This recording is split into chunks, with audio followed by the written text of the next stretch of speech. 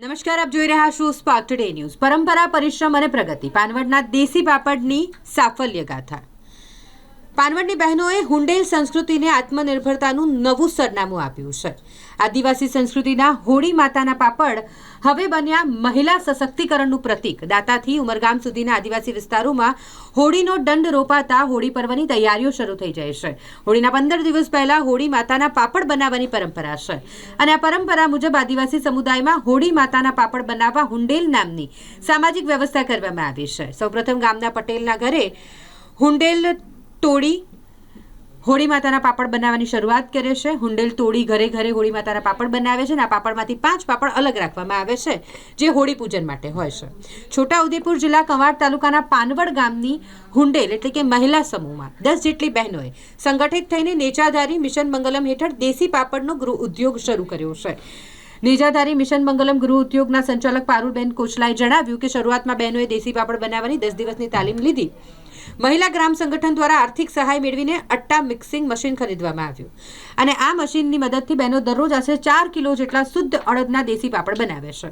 આ પાપડ બનાવવાની પ્રક્રિયા વિશે પણ તેમણે જણાવ્યું। સાથે જ તેમણે કહ્યું કે હોળી, અખાત્રીજ અને દિવાસો જેવા મોટા તહેવારોમાં આ દેશી પાપડની માંગ વધી જાય છે। લોકો આખું વર્ષ સંગ્રહ કરવા માટે અહીંથી જ પાપડ ખરીદવાનું પસંદ કરે છે। મારું નામ કુલચા પારુલબેન રુસ્તમ કુમાર, ગામ પાનવડ, મંડળનું નામ નેજાધારી મિશન મંગલમ। અમે 10 દિવસની ટ્રેનિંગ લીધી હતી। મીટિંગ ભરી હતી અમે બધા બહેનો મળીને।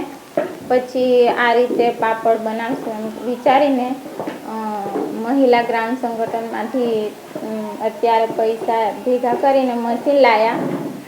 અત્યારે મશીનથી એ કરીને અમે લોકો બનાવીએ છીએ।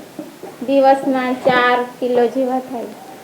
અમે 10 વાગે આવીએ છીએ, પછી લોટ ચાળવીને પછી એમાં બધું નાખવાનું, જે વરિયાળીને ખારો મીઠું જે નાખવાનું આવે છે નાખીને પછી લોટ મશીનમાં નાખીએ છીએ।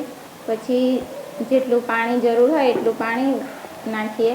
પછી લોટ બંધાય એટલે એના લોયા કરીએ છીએ। પછી ગુંદડા કરીને પછી અમે વજન કરીને 1-1 કિલો જેવી રીતે વણાય એટલા લઈ જઈએ છીએ અને વણીને પછી ગ્રુપ બનાવી દઈએ કે આ બેન આ વણે પછી પેલા એ વારા પરથી ઉપર નાખવા જઈએ અને ત્યાં ઉપર સાડી પર નાખીએ છીએ પાથરીને।